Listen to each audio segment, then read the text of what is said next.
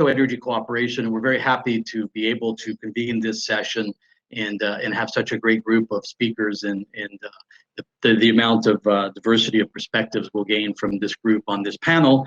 So let me quickly just sort of set who we have here. And again, this is our conversation around U.S.-Mexico energy cooperation. And we're very pleased to have Tania Ortiz Mena joining us, the CEO of IEnova. IEnova is one of Mexico's largest private energy companies. Indeed, if I remember, the first quoted on the Mexican Bolsa, the first private Mexican company on the Bolsa, right? That is correct. Thank you, Jeremy. Great to see you, Tania. Thank you so much. And of course, IEnova, a subsidiary of Sempra Energy, an amazing supporter of the Institute of the Americas and a platinum sponsor of this year's La Jolla Conference, steering committee member, and obviously neighbor in San Diego. Warren Levy, CEO of Jaguar. Hey, Warren, good to see you. I like the shirt, representing, if you will. Of course, yeah. Thank you for the invitation. Jaguar is another private Mexican company that's in the E&P space with 11 blocks. They won a slew of blocks during the bid rounds in previous years. And I'm sure Warren will talk a lot about natural gas. And we appreciate Jaguar's sponsorship of this year's La Jolla Conference. Cecilia de la Macorda from ExxonMobil in Washington, D.C., America's Director, International Government Affairs, steering committee member, and one of my dear friends for so many years, dating back to when you were in Mexico at ExxonMobil. Welcome. Thank you, Jeremy. And Carlos Pascual, Ambassador Carlos Pascual, great to have you. I know you're juggling, so we appreciate you squeezing this in. And I've asked a diplomat to lead this panel. And indeed, Carlos is a long-term diplomat. He worked for many years in the State Department, had the honor of being the United States ambassador to Mexico at one point, was also the special envoy for energy affairs at the U.S. State Department. And he's today senior vice president for global energy at IHS Markit, a small firm that most of you might have heard about. And Carlos, like I said, this is a topic, this is a weighty topic, but yet hugely important. I am so happy to turn all of this over to you at this point and sit back, drink coffee, and listen. Carlos Pascual, over to you. Jeremy, always a pleasure to be with you, and what a phenomenal pleasure to be here with Cecilia and Tania and Warren, three people who know the Mexican energy scene extraordinarily well, who have been leaders in their field. And what gives us is an opportunity to really track these issues on energy through the upstream to the midstream to the downstream and understand the spectrum of cooperation and potential integration that exists for further collaboration between the United States and Mexico. I just want to say a couple of things at the beginning. From another institution in California, in San Diego, the University of California, San Diego, there was recently a project that was put together called the USMexico Forum, that looked at areas for cooperation between the United States and Mexico over the coming 5 years. And as part of that group, a number of us participated on issues related to energy and climate and sustainability and how to advance that further. And we've tried to share those ideas, and it sets a context for the conversation that we want to have today. And I think one of the things that's important for us to come back to is the global context here for a minute. It's a big deal. What's happening globally is a race of increasing global commitments to net zero emissions by the year 2050. Today, about 75% of global emissions are in countries that have committed to net zero by 2050, and that includes China, which is by 2060. It's about 80% of GDP. But if we look at it from a perspective of how many countries have a legal framework to actually get there, it's about 10%. And so what it's telling us is that there is a disconnect between aspirations and actual climate action. And within that context, come back to the United States, the Biden administration coming into office, the focus it is placed on energy transition and on climate change, but I would say even bigger than that. When you look at the combination of what the Biden administration has put forward between the American Rescue Plan, the American Jobs Plan, and the American Family Plan, about $6.1 trillion in proposed investments that are not just a transformation of energy and climate, but a reconceptualization of American competitiveness, the way that industry develops, and the position of the United States as a world leader on economics and energy and the future that it brings. And I would say a critical factor, competition with China. Why is that so important with Mexico? What the United States is in effect doing under the Biden administration is saying that we are recognizing, the United States is recognizing that the world global economic and energy systems are changing, that the United States is changing its systems to be able to be part of that. And here is the choice that comes back. Is the United States going to find a partnership with Mexico to be able to continue to go through that transformation?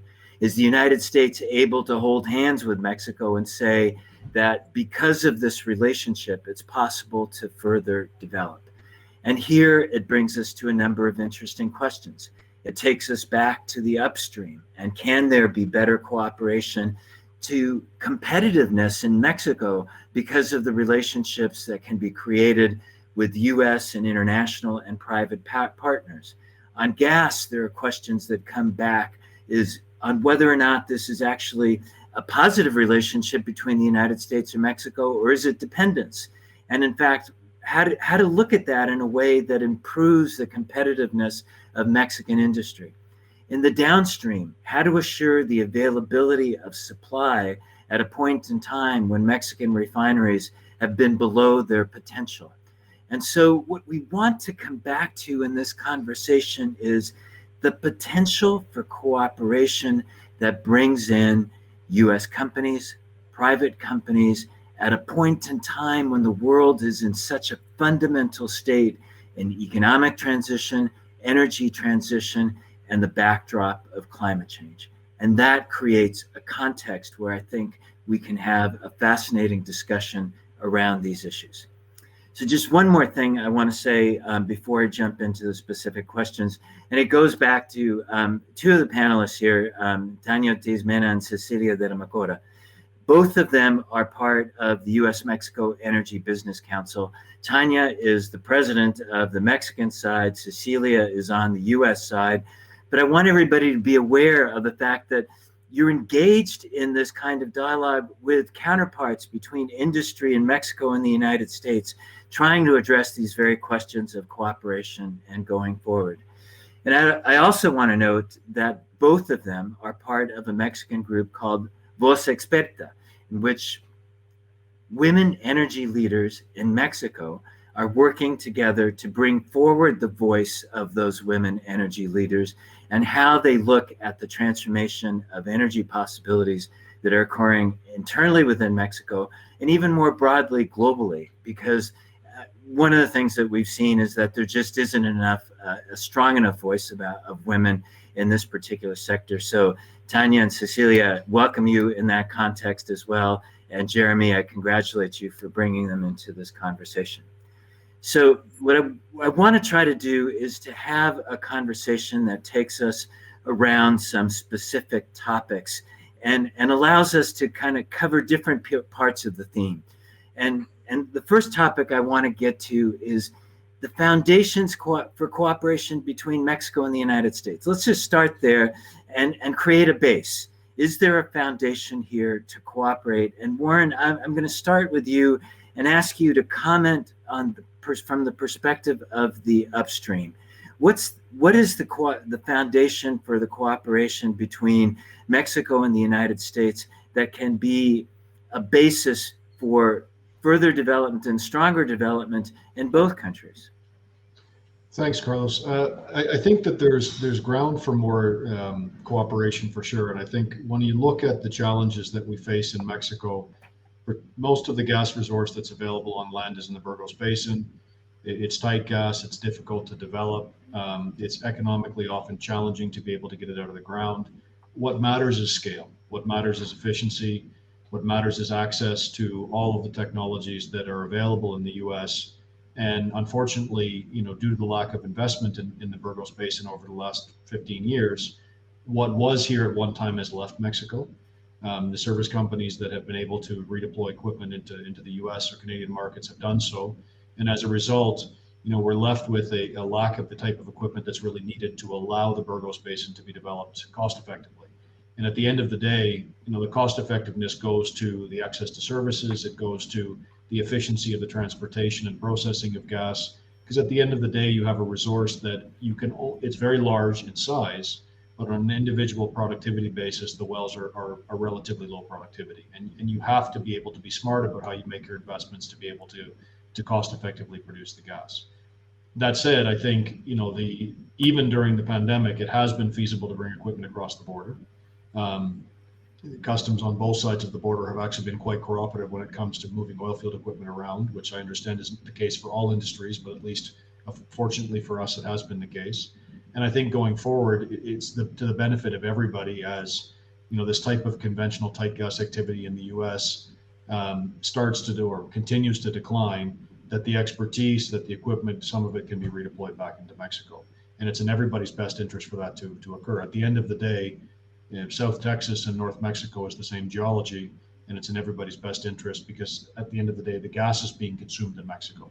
The gas that's being produced in South Texas is actually being consumed on our side of the border, and it's in everybody's best interest that we can optimize the use of the infrastructure. So the first basic point that you're bringing us back to is the importance of partnerships that bring equipment, capabilities, capacity into the picture.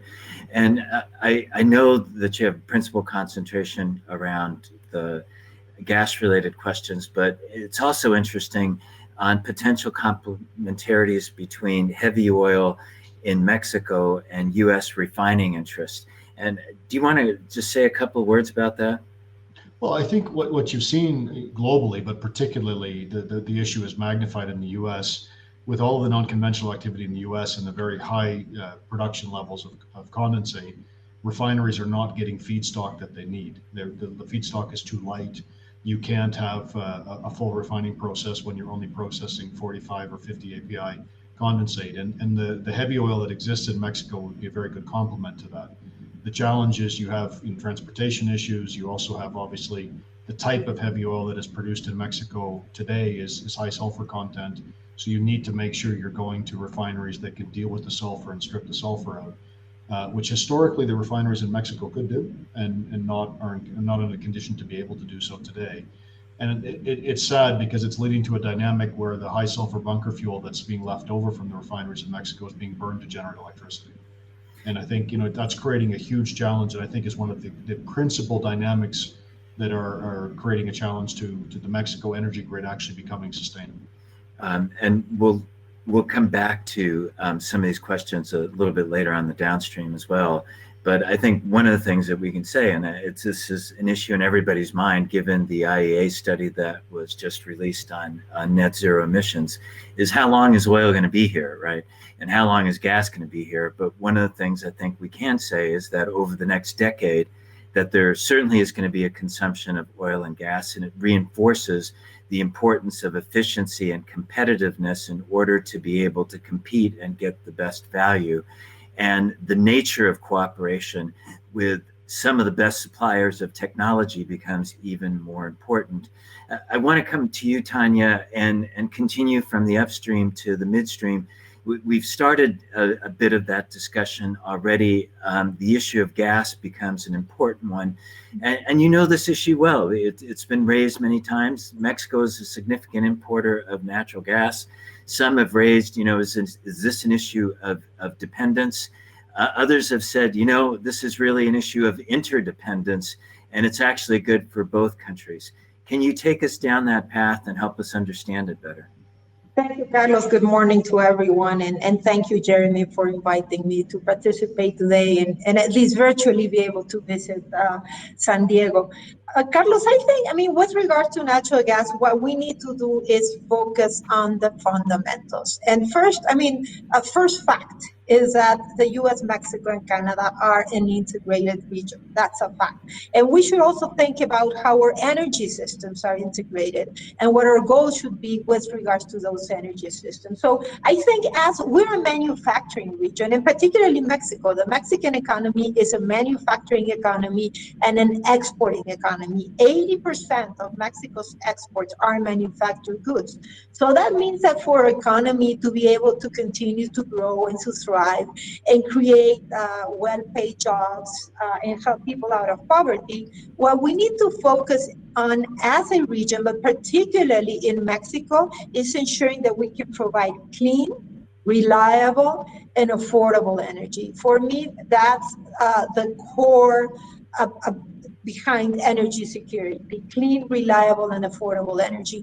And that is really what the abundant and low-cost natural gas production in the US allows Mexico to do today. To Mexico, I think natural gas is a key transition fuel, transitioning CFE's plants from fuel to natural gas, transitioning home from propane to natural gas, transitioning industries from diesel to natural gas. So I think there's a full acknowledgement in Mexico about the importance of taking advantage of our position, of our interconnections with the U.S. and taking in all of the gas that we can. Of course, as Warren said, Mexico is very rich in resources, so why not look at developing the resources in Mexico too? And I mean, as a consequence, create investment, create jobs, et cetera, et cetera. But I think on the gas side, I mean, there's no doubt whatsoever that Mexico has an incredible opportunity to use gas that's, again, primarily produced in the U.S. To ensure that we have a reliable and low-cost gas supply. But of course, I mean, we need to think towards 2050, and then I'm sure that'll be part of one of your next questions as to how, I mean, we continue to develop our renewables and some, let's call it, cleaner technologies. Right, but let's stick with the short term for a second. If it's not natural gas in the near term as a base load fuel for power generation, as a fuel for supporting manufacturing, what are the alternatives? Well, I mean, today it's natural gas plus renewables. We've already done a lot of the, I would call it the heavy lifting on with regards to natural gas infrastructure. In the past 10 years, a very large networks of pipeline have been built that allow us to import gas from the U.S. down to central Mexico. I think what's missing is develop the network beyond central Mexico and into southern Mexico. And I think we still need to see more interconnections between the different, let's call it, between the different trunk lines. And we also need to see a great opportunity in the development of natural gas distribution systems inside the cities. Today, only 7% of the Mexican households have access to natural gas. So today, power generators have access, certain industries have access, but homes do not have access. This is another great opportunity. So I do think that natural gas is a key, and we've done probably the most difficult part, that is building this very long-haul pipelines that go north to center. Now, you've made an excellent case of all the infrastructure that's been built, and I think to add to that perspective and where I was going is the alternatives in many ways are going back to coal and fuel oil, expensive fuels, dirty fuels. And so in effect, when one puts it from that perspective, it helps create a framework, a perspective that one is thinking about that this is something which brings a very tangible benefit, because the alternative of where you can go is actually resulting in more expensive and dirtier fuels for Mexican industry and the Mexican population. Cecilia, let me turn to you, to the downstream side. And ExxonMobil has been a real mover and leader in this area and building the infrastructure connections between the United States and Mexico. And when one looks at this from a perspective of Mexico as a country which at this point in time is needs to be able to import significant amounts of refined products. The relationship that's been created with the United States, is this something that is an opportunity, or should it worry Mexicans because of the nature of import requirements that currently exist? Thank you, Carlos, and thank you to Jeremy and the Institute of the Americas for this invitation to participate in this great panel with great colleagues for many, many years. I think what you're asking is a great question. I think there's a lot of opportunity in continuing the integration of the North America supply systems and taking advantage of the competitive advantages that each country brings to the table. You mentioned if Mexico should be afraid of imports, and I would say on the contrary, Mexico should definitely take advantage of the affordable and sufficient and reliable energy that is available in the United States. And I think this is a win-win situation for both countries. On the one hand, the United States is producing enough energy today to add supply into Mexico. And Mexico is a market of 155 people with a booming industry. And also, let's remember, we have the North America factory. This is a very integrated production platform been built in North America with NAFTA, continuing under USMexico. I think definitely worth having us join forces, particularly vis-a-vis the global competitiveness of the region, vis-a-vis China. So I think it's definitely worth taking that advantage. And let me just share a bit of our story. So, you know, in Mexico for over 130 years, uninterrupted, with different businesses. And the most exciting story that we have today is definitely the fuels business, which we opened our first gas station in December of 2017. And we found a way to supply fuels from our US Gulf Coast refineries all the way down south, all the way to the Mexican consumer. And this might sound a very easy task, but it hasn't been an easy task. And the reason why it hasn't been easy is because the infrastructure that you already had in Mexico was mostly taken, obviously, by Pemex, and mostly, pretty full at capacity. So what we ended up putting together was an independent supply logistics network that involves not only us, but involves different Mexican investors and partners that we found across the value chain. This is to say that now we are supplying, and we have partnerships through 5 different terminals in Mexico. We are supplying product to 19 of Mexico's 32 states. And we have, after just a few years, we have, several hundreds gas stations. Now, going back to your question is, I would say we are an alternative to Mexico.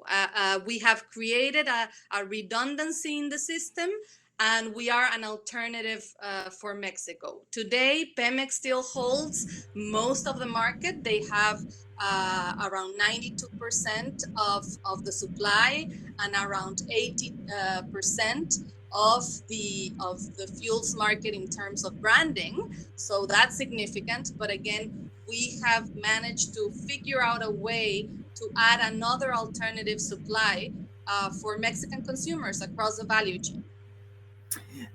Cecilia, that's extraordinarily helpful. Storage, is that a part of the picture? And other kinds of infrastructure links? How much is rail? How much is pipeline? And what difference does that make to Mexico's capacity to ensure that it has the ability of securing necessary supplies? So that's a great question. In fact, thanks to all of our partners, we've been able to fulfill what they call in Mexico the compulsory storage obligation, which is having inventories for 5 days, and we significantly have more than that. And that's all again thanks to our partners in the storage that we have in the terminals. And we have found at least right now 2 ways of shipping products. So basically, we rail product through another partner of ours that rails the product from our US Gulf Coast refineries all the way into Mexico. And then we're also now more recently shipping product to the Tuxpan in Veracruz and bringing the product in as well into the country. So you see, it's been a sort of work in progress and building redundancies and bringing more and more infrastructure, but that would never be possible without our Mexican partners.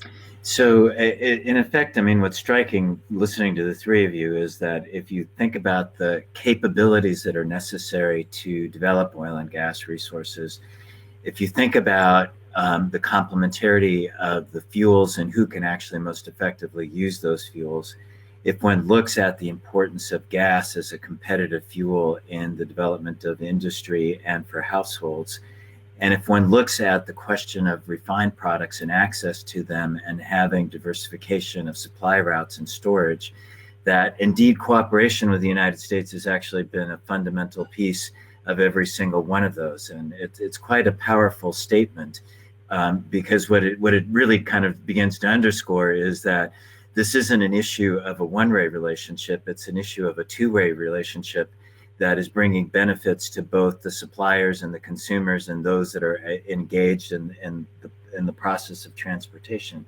And I want to move from that to, Tanya, you mentioned the question of climate change, the net zero world, and the implications for the future. And let me move us to that topic for a second. And I want to focus particularly on the issue of methane because it has become such an important question. It is a short-lived pollutant. And is this something where the potential for cooperation between Mexico and the United States can be very concrete and specific, that forms not only an important climate contribution, but also has an impact on savings on gas? Well, absolutely. And I think, again, I mean, Mexico is not only fortunate because we have access to abundant and low-cost gas produced in the U.S., and we have the infrastructure or the main infrastructure to take it to the market.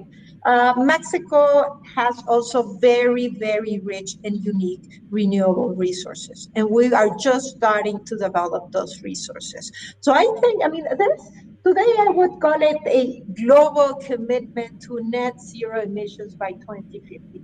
Some countries and some companies, many of the largest countries, the largest economies and the largest companies in the world have already made formal commitments toward that goal, but it will be a global goal. I'm sure all of you read the International Energy Agency report that was issued earlier this year and what the path towards zero emissions by 2050 is. So, I mean, again, you cannot hide from the fundamentals in the long run. And I think Mexico has the answer with its very rich renewable resources. And not only, here's an interesting thought, not only to serve the Mexican market, but also to serve the US market. Again, we need to think about our energy system as a region, not as an isolated country. Our economies are integrated, our energy systems should be integrated. Mexico has an incredible opportunity to produce wind and solar generation and export into the United States. So it's not only, I mean, a great path towards net zero, but also a wonderful business opportunity in Mexico. Of course, I mean, short term, we do have challenges with the regulations. And I would say from an infrastructure standpoint, different from the case of the natural gas, with regards to power generation, Mexico needs to invest in its transmission system in order to be able to take on all of this new clean generation. But if you think about it, this is really an opportunity. it's a wonderful opportunity for Mexico. Tanya, can you give us a sense in the power auctions that have taken place in Mexico? How have renewables performed? I mean, renewables, and I think there's agreement between all of Mexico's energy specialists, and I hope you agree with me, being one of Mexico's top energy specialists, that today renewables in Mexico are the lowest cost source of generation. If you look at, again, the bids were very, very competitive. We got some of the lowest prices in the world because we were able to take advantage of worldwide technology and Mexico's very rich resources. So I think the numbers tell the story. We have a great base load of natural gas, and on top of that, we have a, let's call it, slowly growing platform of renewables. Yeah, interesting. I mean, bids are coming in at $18 to $22 per megawatt hour, which was half the cost, at least, of what Mexico had previously been paying, and creating a foundation for the future of a lower cost and more efficient energy base. I'm glad you agree with me. Yeah, no, absolutely. I mean, it's this isn't an issue of judgment; it's an issue of facts, right? It either came out in the auctions or it didn't come out, and this is something which is very clear and straightforward. And Warren, I want to come back to you and ask you to talk a bit about the upstream, and the prospect for efficiencies in the upstream that are relevant to cost and are relevant to emissions, because both of them are part of what the competitive environment for the future looks like for oil and gas. And if you can talk a little bit about where you see the prospects and how the participation of private companies might be able to contribute. So thanks, Carlos. I think, what we believe is that there's no reason why Jaguar can't be a positive impact company across all of the different ways that we measure. We talk about, the carbon and methane emissions, land impact, water impact, and that's what we're trying to achieve is be a natural gas company that has a positive impact economically, socially, across the whole value chain. And, how do we go about doing that? A lot of it is about efficiency, a lot of it about, applying good technology that's available around the world. And the other is just about how you actually conceptualize what you believe is the creation of value. And I think when you look at it, there's a big factor that comes in terms of how you make the operation efficient. And I go much broader than talking about Jaguar's operation on a standalone basis. It would be irresponsible to not take advantage of infrastructure that's already there and just go ahead and build other infrastructure, because the profitability in the short term for Jaguar might be a little bit higher.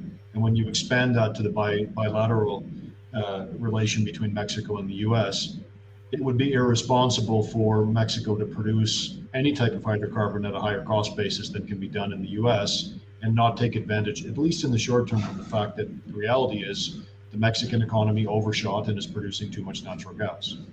And we're taking advantage of that in the short term, and we should take advantage of that in the short term by being able to import the gas from Mexico.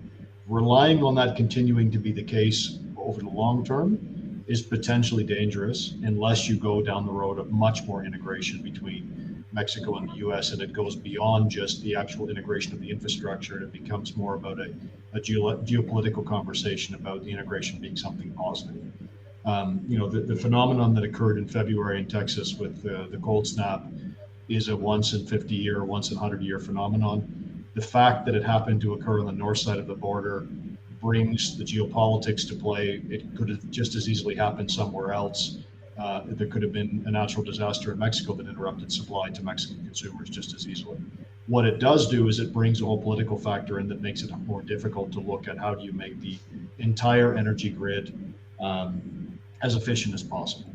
And I think if you talk about emissions, the largest source of emissions right now from the oil and gas space, from the upstream side, is Pemex flaring and Pemex venting gas from their oil operations. Now, believing that Pemex is going to fix that overnight, especially given their current debt situation, is very optimistic, to say the least. And I think what we need to do as an industry is look at ways where technology can be brought to bear, where that gas that currently is going to waste can somehow be utilized in the economy. And maybe it's not Pemex that can do it. Maybe it's somebody else that can come in and assist Pemex in doing that. And then certainly, I think when you look at areas, the closer we can get the production to the consumption, and that's definitely the case in the northern half of Mexico, there's going to be a huge efficiency benefit across the whole grid. If we're producing locally and consuming locally, you reduce losses, you reduce the cost of transmission. That's going to have a benefit as well. And I think, the IAEA has made this report about no new oil and gas. I think there's this common misconception that as an industry, we want the fuel that we generate to be consumed for transport and for power generation. That's not the case. It's actually much more profitable for us to use oil and natural gas to create petrochemicals, to create fertilizers, and go farther down the value chain with this. And I think there's still going to be a need, particularly in a country like Mexico, for the production of hydrocarbons for direct heat industrial applications. We're a lot farther away from being able to electrify foundries, for example, and large industrial processes than we are vehicles. And I think we're still going to have a role to play that's very important for much longer than the 10 years you mentioned, Carlos, in producing maybe smaller volumes but of higher value hydrocarbon. So in the near term, target number one, venting and flaring. A second fundamental issue is the value added that can be brought to oil and gas, particularly in the petrochemical sector, and the role that those petrochemicals can actually play, interestingly, in emissions reductions by substituting for other products. If we just look at the evolution of the modern automobile, increasingly what we're going to see are plastics that are utilized there as well. The trend am I kind of getting this right, Warren?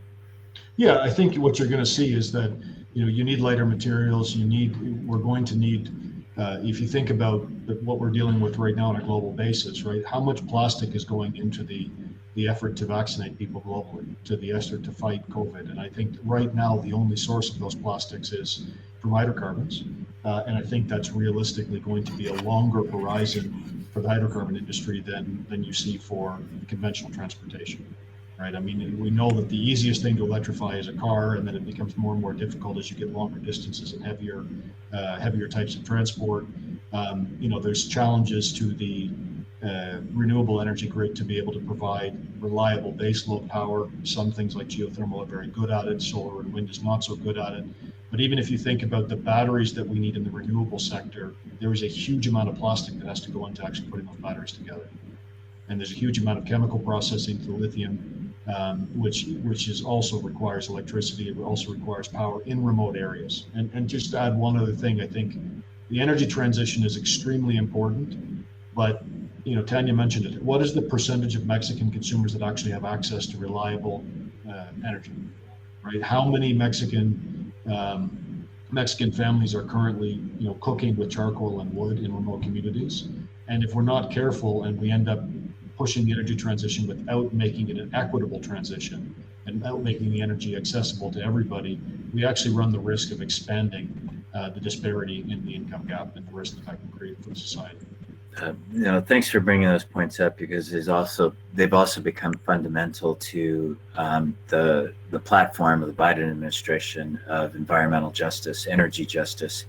And I think for both countries, it really comes back to these questions of energy access: who has it, who doesn't have it, how do you do it most effectively? And this issue that you talk about on cooking and the access to LPG as opposed to coal or wood as a fuel source becomes a fundamental health issue, and particularly a fundamental health issue for women. Cecilia, I want to come to you from a slightly different angle, because what we consistently keep coming back to is that there is a massive process of industrial change and transformation that's taking place. And given the organization that you work with, the largest private oil and gas company in the world, is there a role that companies like ExxonMobil, with your engineering skills, with your capabilities, can uniquely play in facilitating the types of skills that are necessary for transformation during this energy transition? Well, look, let me talk about in the case of Mexico and the role that we play in the Mexican economy and the Mexican industrial sector.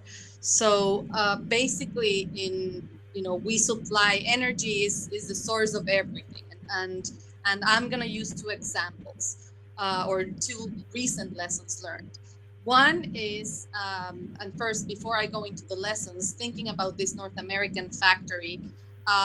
We currently supply to different sectors, including the agro sector, the automotive sector, several industrial sectors, plastics,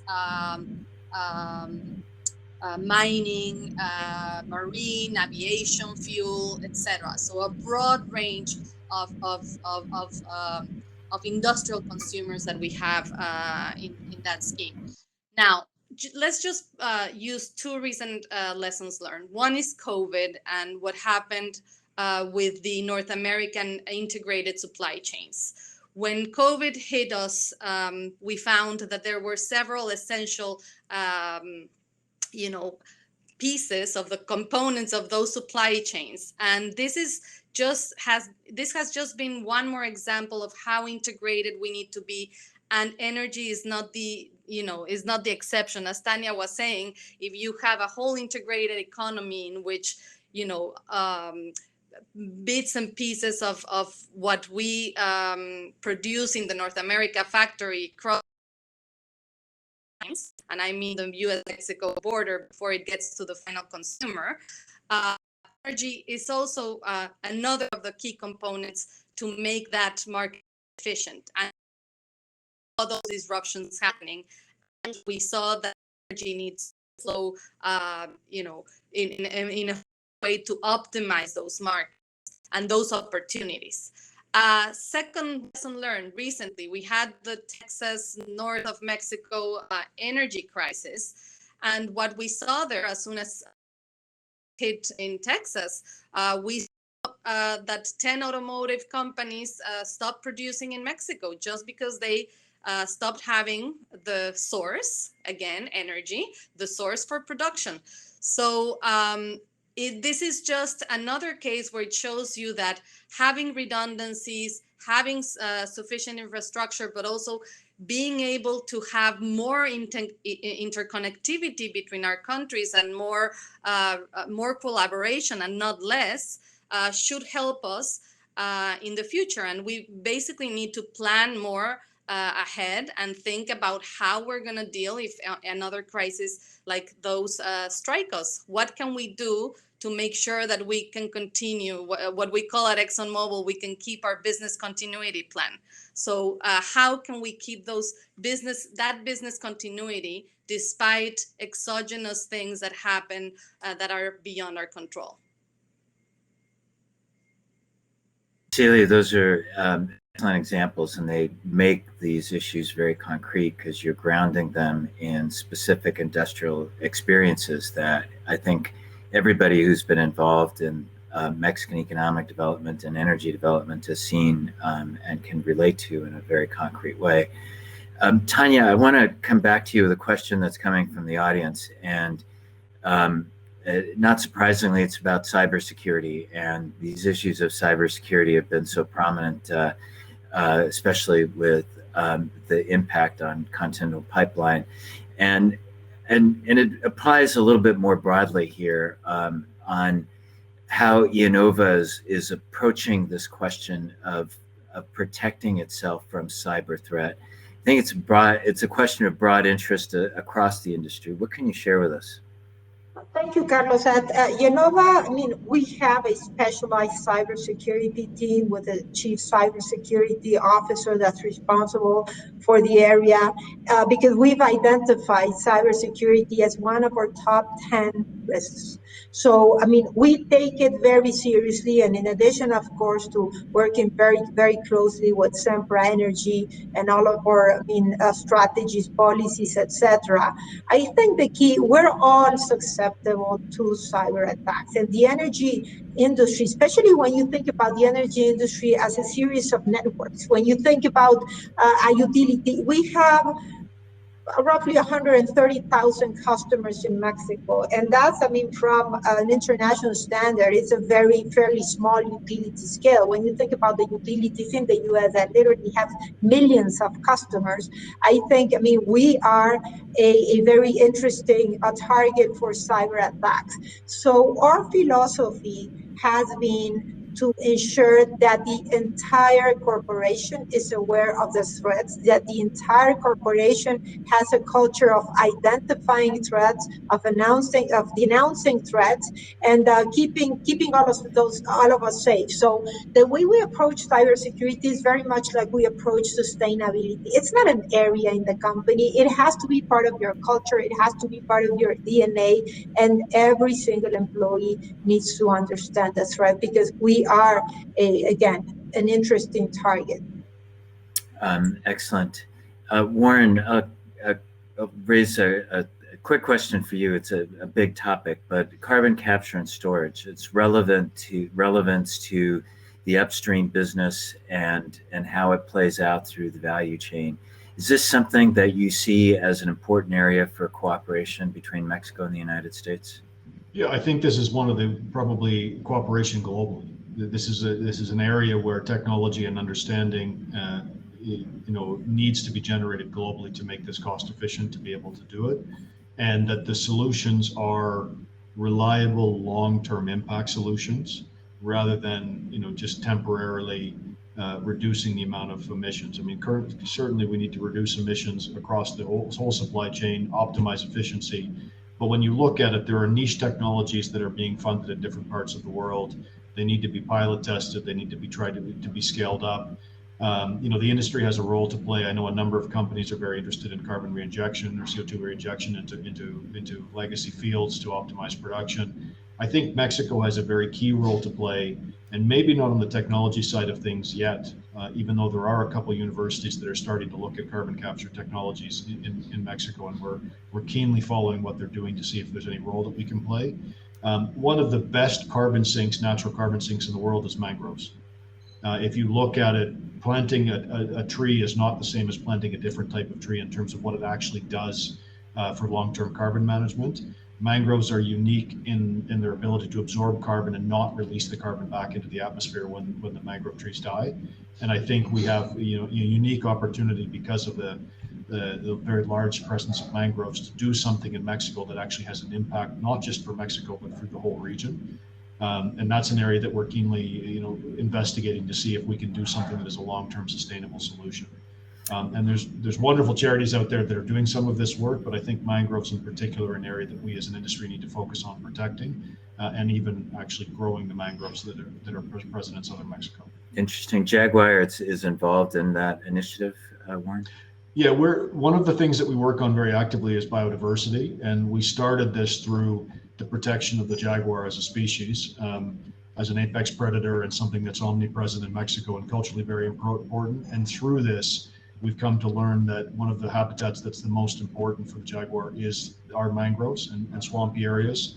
The cats are very good swimmers and they actually hunt in waterlogged areas. So we've started to progress that are, if we have to do compensation efforts, that it will be reforestation and as much as possible with native species in areas that have the highest impact and are the most vulnerable. And a lot of that is in southern Mexico.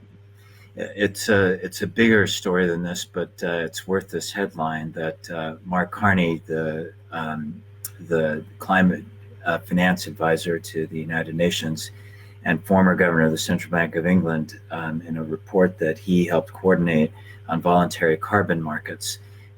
Today, that market is worth about $320 million globally. The estimate was that it could grow to $50 billion, indicating the kind of demand that exists for carbon offsets and the capacity to be able to be the supply side of that market.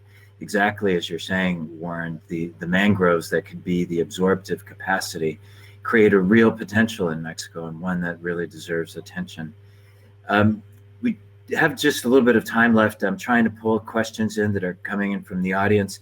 Cecilia, one from the audience is on your transport plans for the future, the balance between rail and waterborne, particularly given the potential for imports at Tuxpan. How do you expand? How do you see that balance in the future? And do you plan to expand to other ports? So, great question. That really, first of all, it depends on the market fundamentals and again the basic rules of supply and demand. We're open to any opportunities and exploring more opportunities. We're always thinking of ways to complement what we've already been able to build, and again being more, more and more competitive if we can, obviously.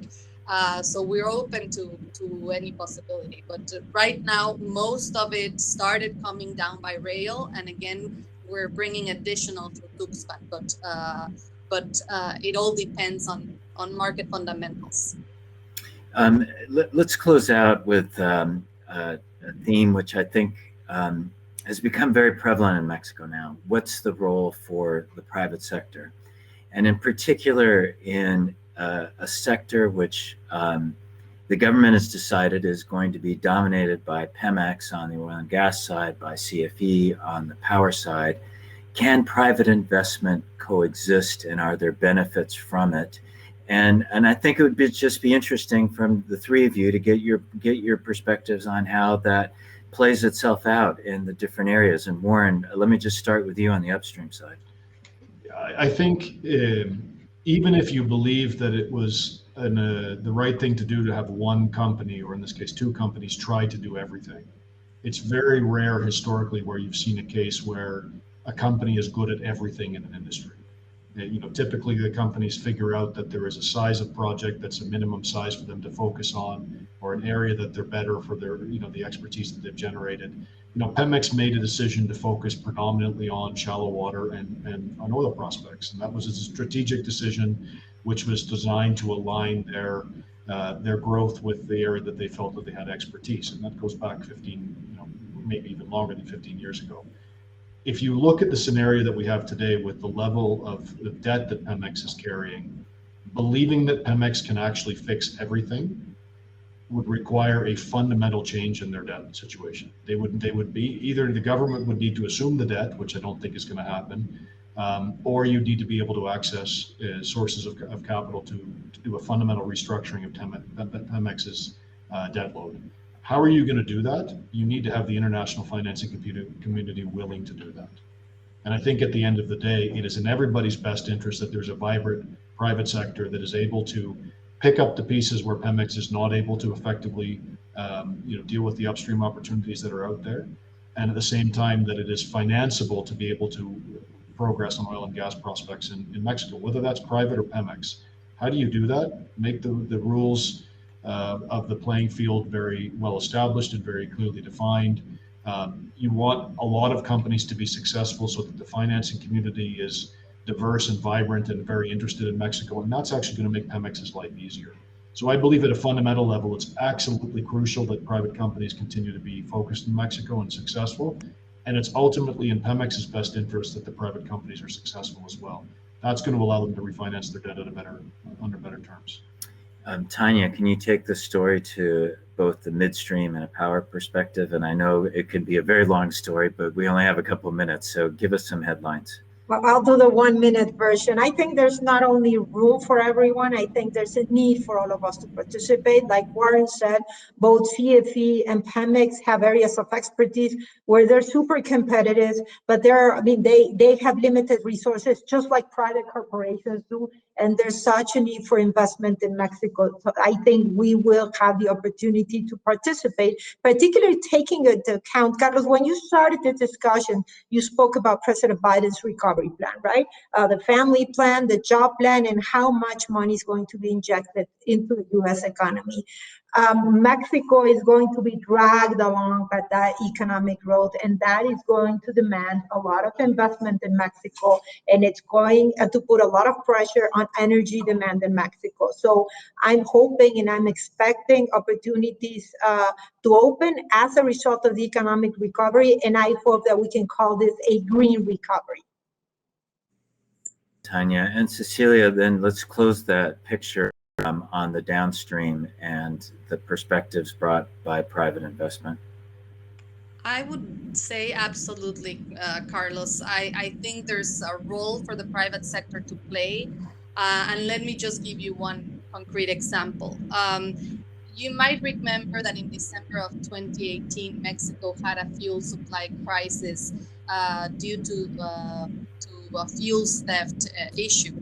And very quickly, several states ran out of fuels. And I remember that day we were in the middle of the Christmas holiday, and our team, both of at ExxonMobil and our partners, everybody went into emergency response mode, and we never stopped supplying the country.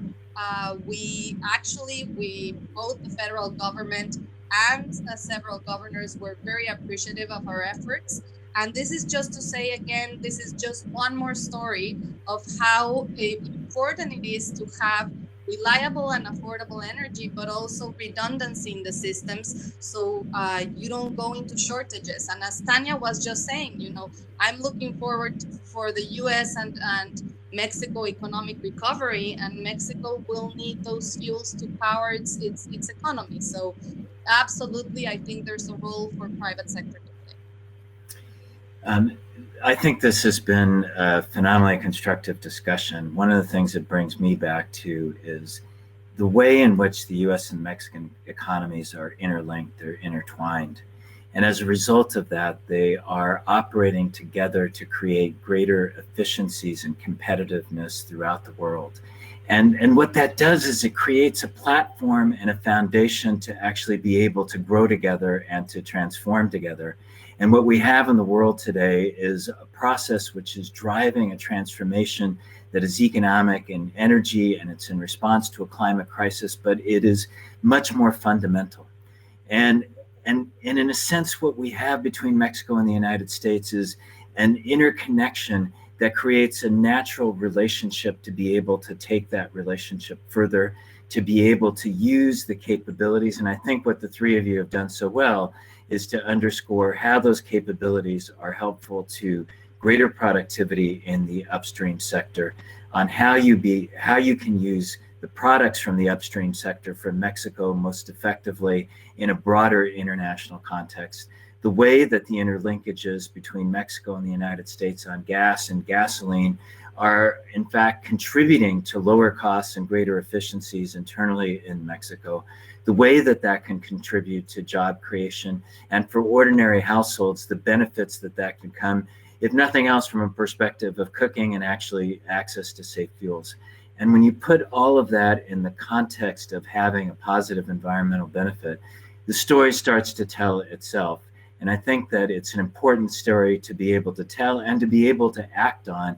And I hope that one of the things, Jeremy, from bringing us together in this discussion, that we can build on some of these themes, take them further, and actually be able to drive them forward. Because I hope that one of the things that comes out of this discussion is that there is massive potential, which is actually a good thing for both countries. Agreed. Fantastic discussion. And I posted, Carlos, the report that you noted at the outset, which really is a wonderful foundation for so much of what you all have talked about, and just the wide range of opportunity that exists between our two countries on energy cooperation. It wouldn't be the La Jolla conference if I didn't end with a one question or yes or no question. Carlos, you've now switched over to the role of panelist for this, and then we'll let everyone resume their networking. So in one word, Mexico's long-term energy outlook is, Carlos?